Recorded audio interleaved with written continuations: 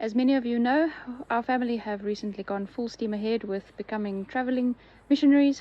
We have sort of moved into a caravan tent setup for the moment, and we look forward to some upcoming projects in the new year where we will benefit from being a little bit more mobile, not having that much baggage to carry around, and not that much stuff to move from place to place. But many of you have also been asking where we are at the moment, so I thought I would take the opportunity to give you a quick tour. We are currently still in Kampersrus area, which is close to Hoedspruit in South Africa. Very warm, very hot, and very, very noisy. It hasn't been the most easy environment to make videos, but it has been the most spectacular environment to enjoy in terms of the natural beauty. So I'll give you a little bit of a tour here. It's blurring at the moment, so I'll show you some footage of the environment where we're in. Our camping ground it really has been a tremendous blessing to just be surrounded by nature, but it has also been noisy. You can hear the beetles, and you might hear baboons from time to time, a lot of road noise, and then there's also the generator, because the campground has been out of power for the last nearly 24 hours. This region gets summer rains and some heavy lightning, and there has been some power damage also to the cell phone towers, so we have not been having good signal for the last little while. With all of that said, I thought I would show you a little bit about, or just show you around of our camping setup here. And I'm sharing this mostly because I know people are wondering how we are doing, but also because we are so grateful for how the Lord has blessed us.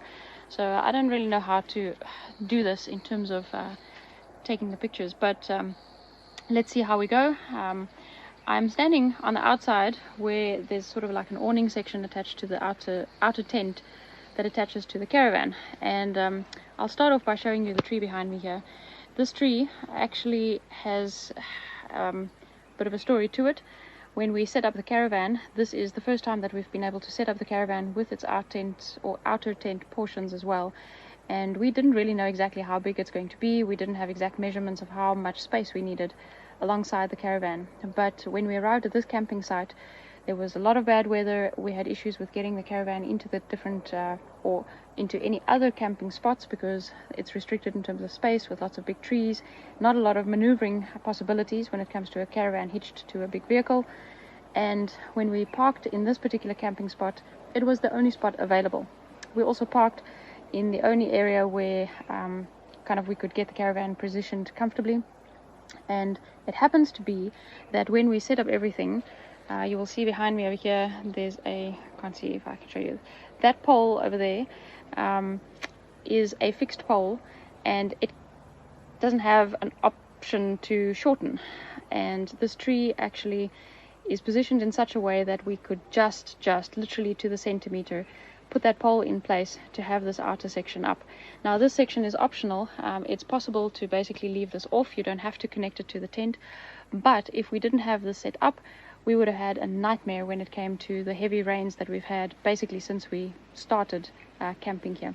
So the Lord is really good. If the caravan was positioned even just 10 centimeters closer to the tree, we wouldn't have been able to put the section up. So we're very grateful for that.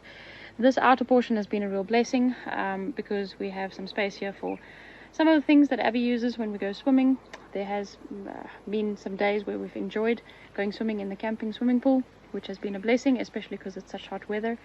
And then we have a little bit of space out here where we can enjoy some Bible studies and some quiet time with God. So that's been wonderful. Taking you inside, it's not perfectly neat and tidy, so I will tell you that from the word go. But basically behind me over here, we have sort of a kitchen setup, which is a little bit messy at the moment because I'm busy preparing food for lunch and I'm baking bread, but we have the facilities to do that, which has been so amazing. I have everything that I need in here, including my little air fryer oven, which works perfectly well for baking my own bread, and that has been really nice. We have needed 2 fans to survive in the heat, but that is also up and running. And despite the fact that the power has been cut off to the area, we have actually been very blessed because there's been a generator started up for the camping ground, so there has been some power for us to use, and it really has been a minimal or a very minor interruption in our daily functioning. The only thing that has been a really big issue is that the cell phone towers have been damaged, or so we think, with the heavy lightning that was that came through the area yesterday. And the Wi-Fi signal has been on and off, but since this morning we have had no Wi-Fi whatsoever, so comms are down, but we can continue with the general productivity that we need to. Now, taking you into the caravan, I don't know if this is going to really work, but I'll show you my favorite part first. When we moved to this camping area, and in fact when we bought the caravan, we were in two minds, because there were cheaper caravan options that don't have a little bathroom section inside the caravan. And of course, being missionaries, it was very tempting to go for the cheaper option, and we didn't unnecessarily want to buy any luxuries. But we thought about different weather conditions and the different areas where we might be set up, so we opted for going for the caravan that does have a small bathroom inside. And this has been not just a blessing, it has been an absolute necessity, because we had such bad weather and such severe rain and lightning and all of that over the last few days, that there were times where there's no way that we would have made our way through to the ablution blocks for showers and toilets and things like that, especially with a young child, back and forth all the time. So it really would have been a big mission, and yes, it would have been possible, but we are grateful that we've had this space here. So we have a small little bathroom section, you can see the shower there, and we have a porta potty as well. So we have the necessities in our caravan, and we've been conveniently able to use the facilities in the caravan, so that has been really amazing.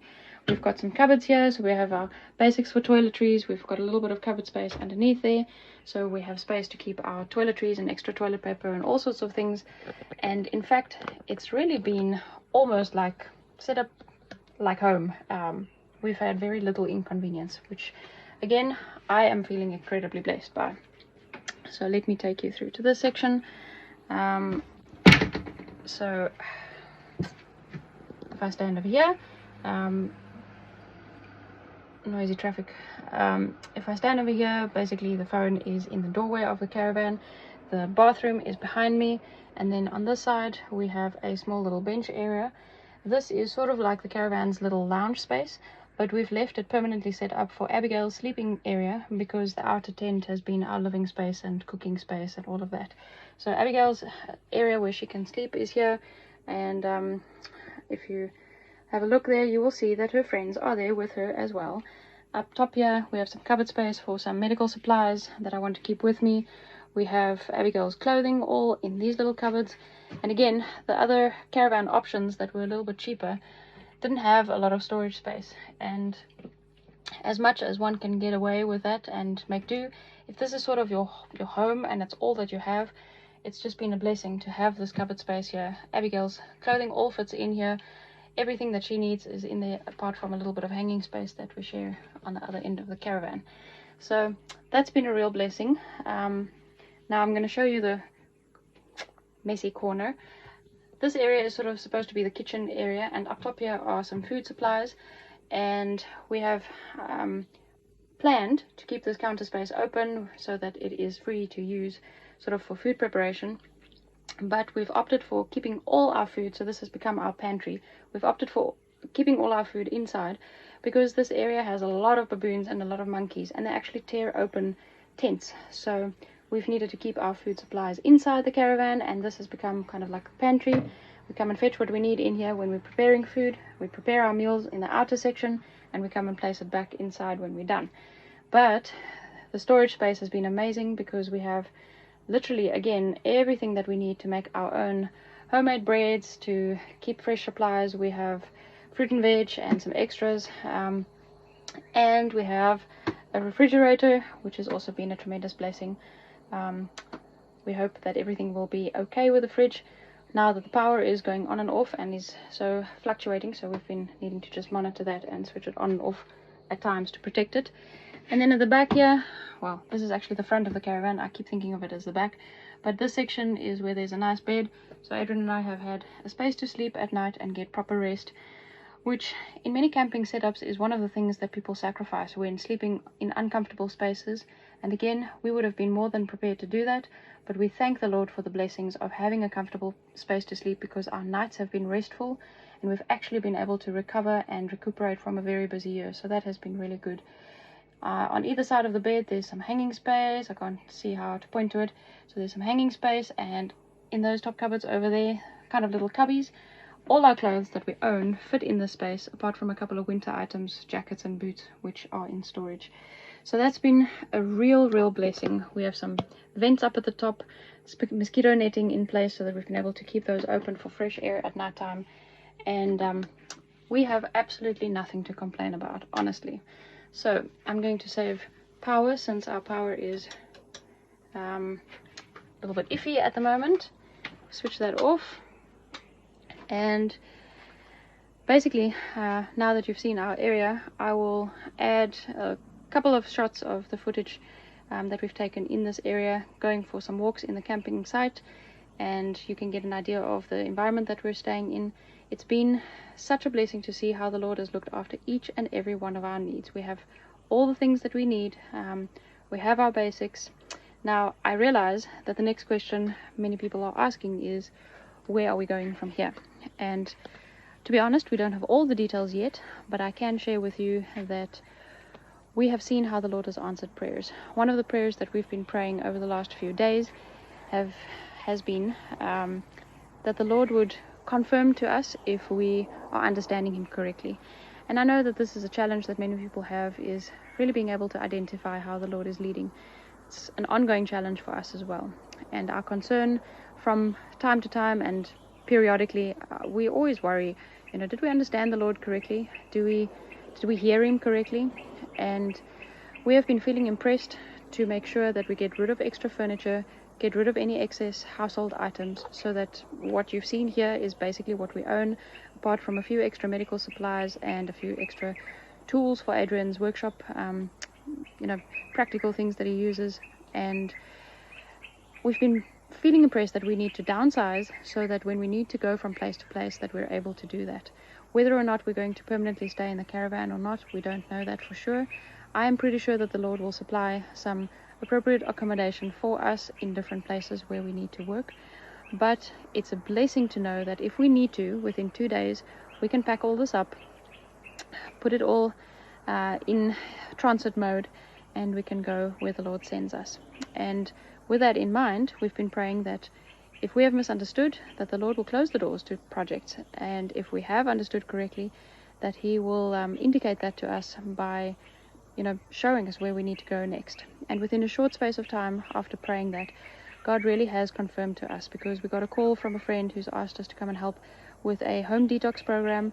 We had another call from another friend who's also asked for a home detox program, and also for us to maybe come and help with sharing some medical missionary training information in that region. There's been another ministry group who've asked our help to do some medical missionary training in their location, and another medical missionary group who's also asked us to come and do lectures in their region. So the project demand is there.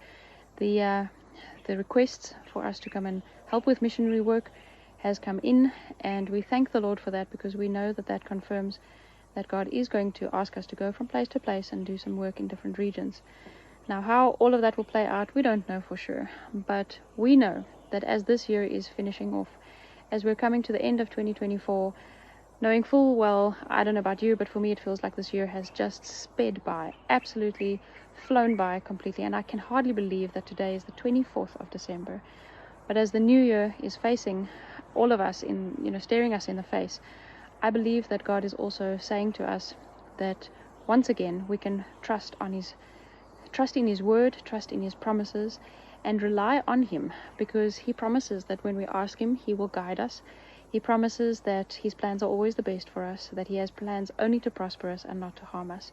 And this is really our prayer for you as you go into your new year. Whatever your circumstances are, whatever you are unsure about, whatever you're feeling uncertain about, we encourage you to place your trust in the Lord, as we are trying to do. And we don't get it right all the time. There are many nights where I feel the anxiety creeping up in me because I don't have all the details planned out. The numbers on the papers don't make any sense. The bank accounts and the accounting don't make any sense either. But the Lord has encouraged us, and we're encouraging you to trust Him, because He is the one who's in control. He has given us a great commission to go to all the world and to share the gospel with others. And that is what we're going to be working on. And as you continue on your journey of discovering how the Lord reveals Himself to us in day-to-day life, in the everyday blessings, as you continue to grow closer to Him, learn more about Him, understand His word better, we pray that the year ahead, 2025, will be the most blessed year that you've ever experienced. Not necessarily in earthly prosperity, but in the blessings of experiencing a closer walk with Christ.